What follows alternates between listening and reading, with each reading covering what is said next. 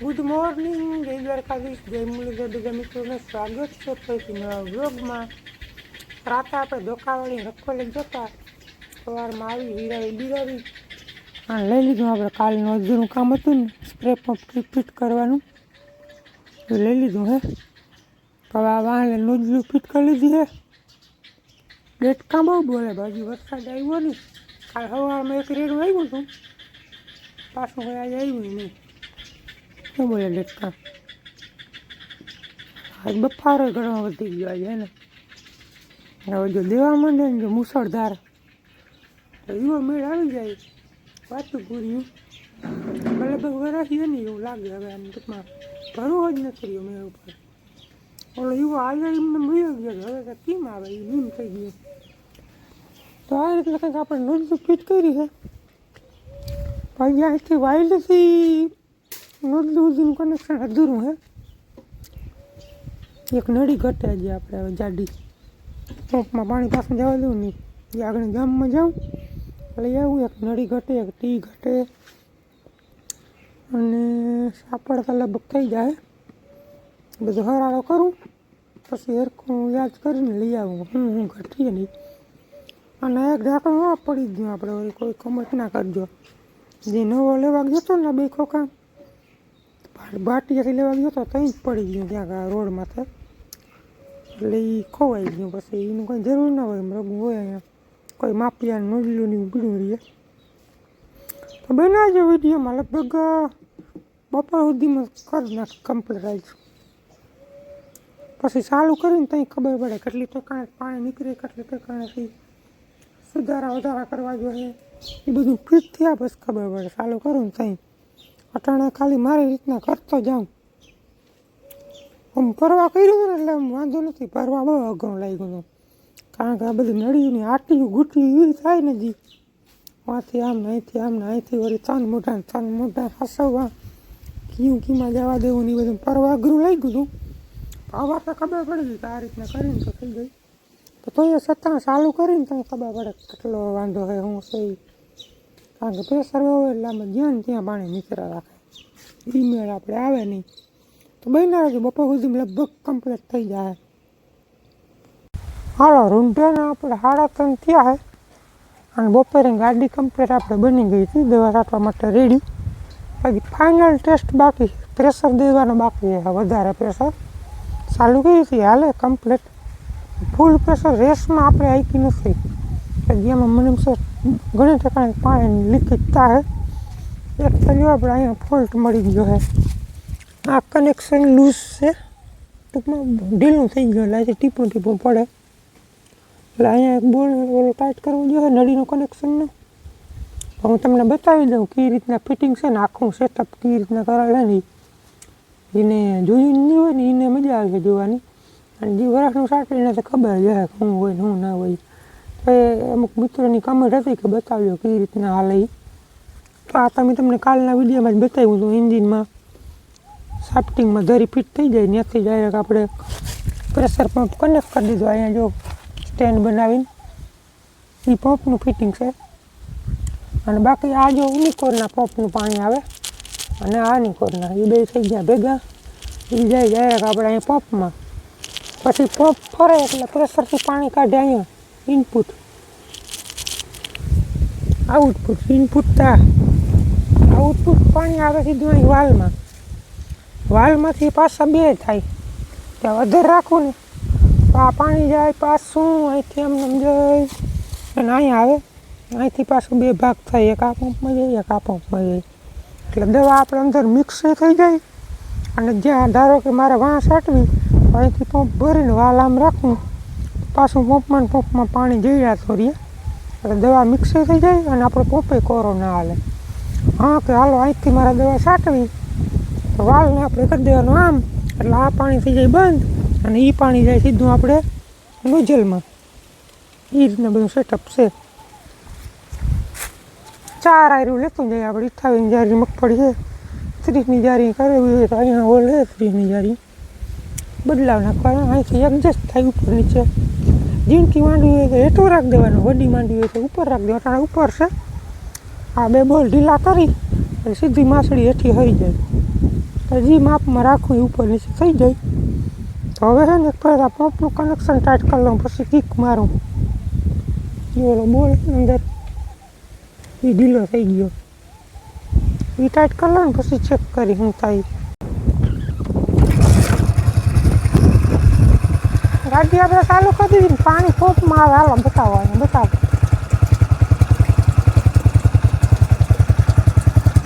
જ્યાં પાણી પંપમાં આવે એમાં બતાવો. આવે એ રીતે આપણે એ પંપમાં આવે. જો હું વાળ બંધ કરું, અહીંથી વાળ બંધ કરું એટલે સીધું નજરમાં આવીએ. ક્યાં ગાડી દબાણી, ગાડીને બળ પડે આ રીતના વરસે. હવે જરાક લીવર મારું કે લીકેજ થાય કે નહીં.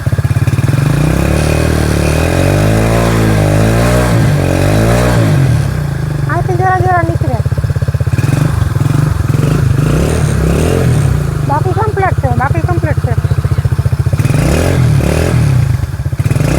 બાકી કમ્પ્લીટ છે. ક્યાં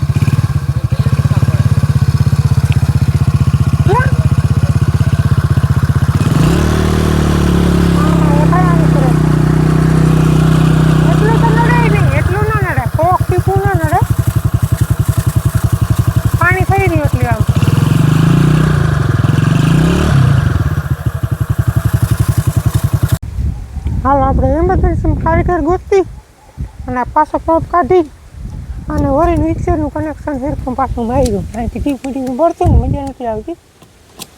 ખોટે ભટાભટી તારા વિડીયો ચાલુ છે ને. કારીગર એમાં ઈચ્છો હે ભટા છૂટી તો કરવા માંડે જરા એવું તેવું થાય એટલે.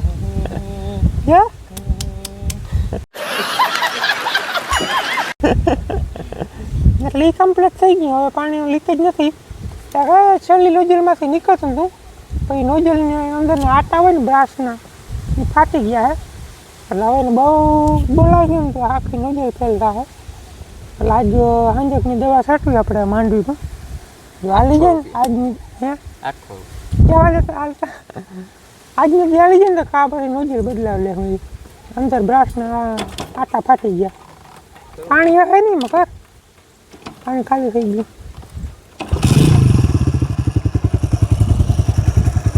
વાળ બંધ કરી દઉં.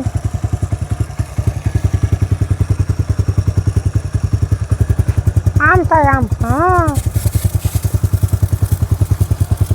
જો આ રીતના વળે.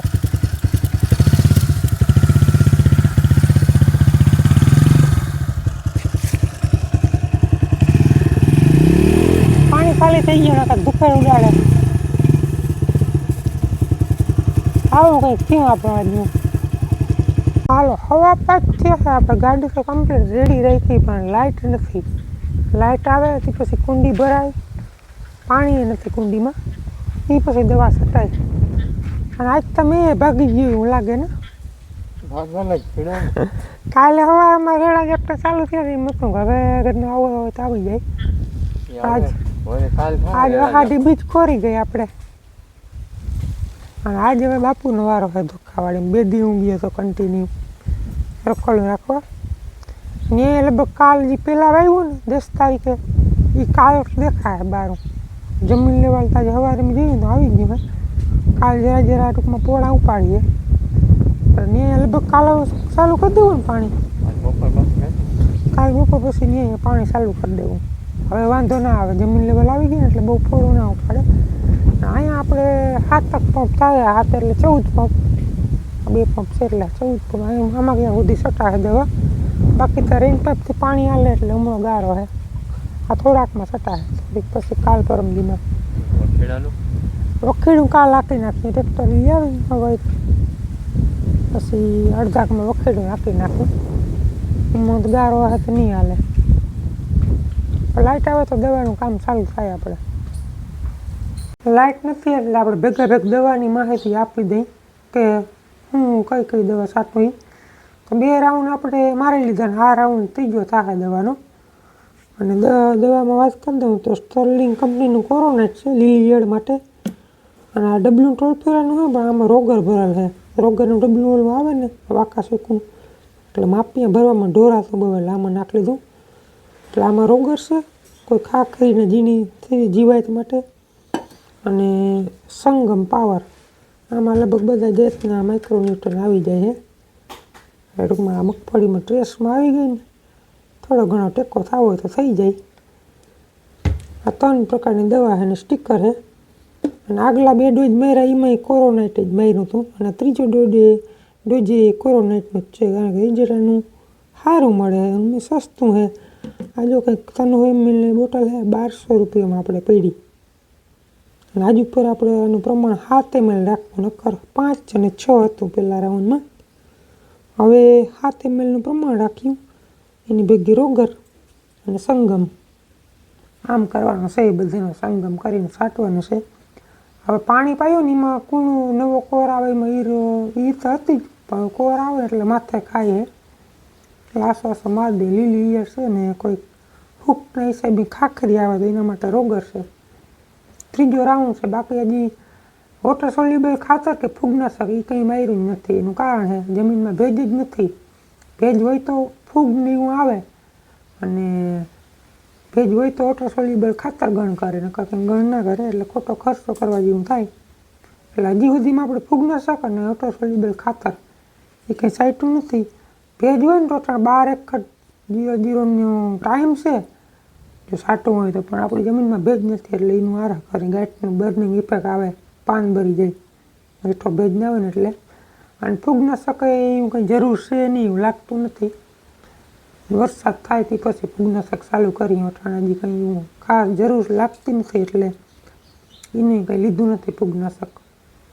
બસ તો આ 2-3 દવાનું હોય તો છંટકાવ કરવાનો હોય.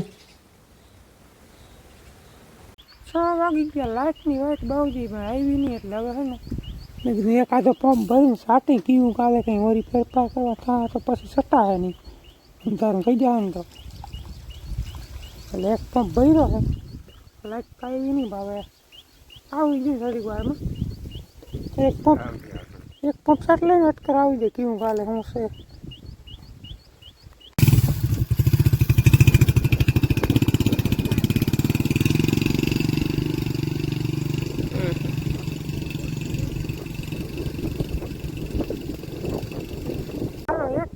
ખાલી કર્યો, નજર નહીં હાલે, પાણી બહુ નીકળે ને ધીમાં ઓલો ફાટી ગયો આવતો અંદરનું આ અંદરનું હોય ને કોપરનું આટા ફાટી ગયા એટલે નીકળ્યા રાખે પાણી. પિચકારી બોલે. અને શૂટિંગ ઉતારો આ ભાઈ પણ રીલનું ઉતાર્યું, વ્લોગનું ના ઉતાર્યું તો કંઈ વાંધો નહીં, નજર બદલાવી પાછું ઉતારી એમ કર. બાકી રેડી હાલે, એક નજરમાં પાણી નીકળતું હતું.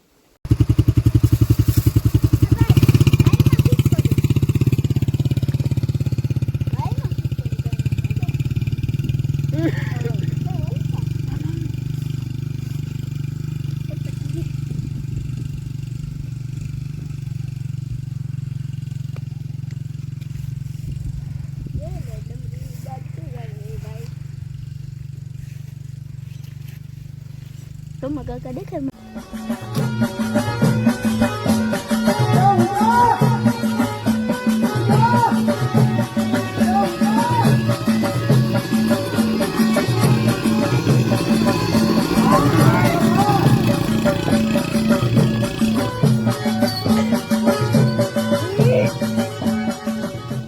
તમે જોયું જરાક ભારે ફરાડે બધું હાલે છે. નજર બદલાવી દીધી ને આપણે હવે કમ્પ્લેટ હાલે છે. પણ હું મજા નથી આવતી આ દવા છાંટવાની મેં વગરની. થોડી કોઈ ફૂંકવારી માંડવી આવે ને મજા જ ના આવે. જો લીલી હોય ને એમ તો એમ થાય સાઈડ જ રાખું, ફીલ નથી થતું સારું. મેંની જરૂર છે ખાસ, બાકી કંઈ નથી ઘટતું. કેદી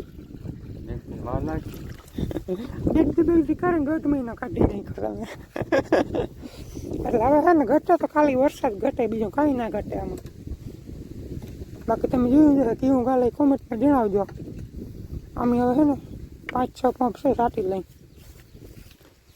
લાઇટે આપણે આવી ગયા એટલે અહીંયા બેરલ ભરી લીધું, હેલું પડે. એવાને કોઈ હામદભાઈ આવી ગયો જોવા. શું જો તું દી કાઢવાના છે? રેડી હાલે ને સ્પ્લેન્ડર આ લીધી હો લીધી. છેતી તારી વેલ્ડિંગ તારો હાથ છે આમાં લગભગ 2 પંપ થાય પછી રૂમનો ગારો આવે ને આની હાલે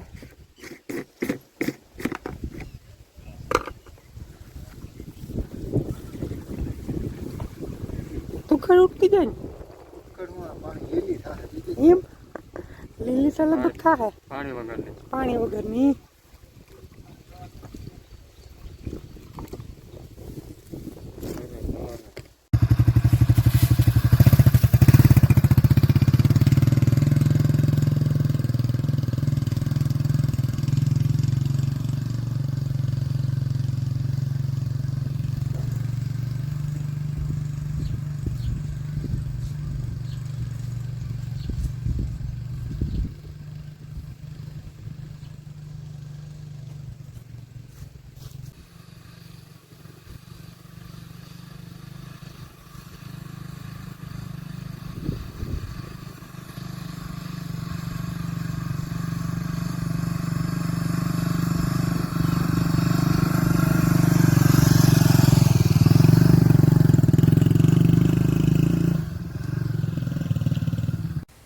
હાથ વાગ્યો ને આપણે એટલી જ કંઈક અહીં સુધી દવા સટાઈ ગઈ છે આ ઉની કાલ કા પરમ દી તાજું પાડે છે ને ગાડી હાલે નહીં અને હવે તમને એમ થતું ને કે આ બધું ફિટ કરવામાં ખર્ચો કેટલો આવે આપણે લગભગ ગયા વર્ષે કર્યું ફિટિંગ 8,500 રૂપિયાનો ખર્ચો આવ્યો છે પછી વધારે જેવા મટીરિયલ નાખો એના ઉપર થાય 1,000-1,200-1,500 મૂંઘું પડી જાય પંપ ઉપર હોય એવી પંપ લેવા જાવ તો 1,000 રૂપિયાથી લઈને 25,000-3,000 આવે એટલે 8,500 રૂપિયા મીડિયમ થાય બહુ એવી કરવા જાવ તો પલો કરી જાય લીવું બધું છે 8,500 રૂપિયામાં આપણે તૈયાર થયું હતું અને આ બધું જુગાડ સેટઅપ કહેવાય આનું કંઈ ફિક્સ માપ ના હોય જ્યાં મેળ આવે ને ત્યાં સટાડી દેવાનું હોય એટલે આનો કોઈ સ્પેશિયલ કારીગર ના હોય પણ જે આપણે ખેતીના ઓજારને વેલ્ડિંગ કરતા હોય ને એ જુગાડ મારીને કરી દઈએ બાકી એમાં કંઈ ફિક્સ ના હોય કે અહીંયા જોઈ ને અહીંયા જોઈ